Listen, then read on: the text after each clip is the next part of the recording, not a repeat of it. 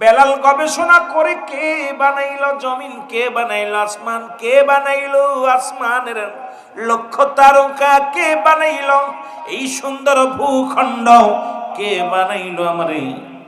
বেলাল আওয়াজ শুনতে পাইলা ইলাহা ইল্লাল্লাহু মুহাম্মাদুর রাসূলুল্লাহ সাল্লাল্লাহু আলাইহি ওয়াসাল্লাম।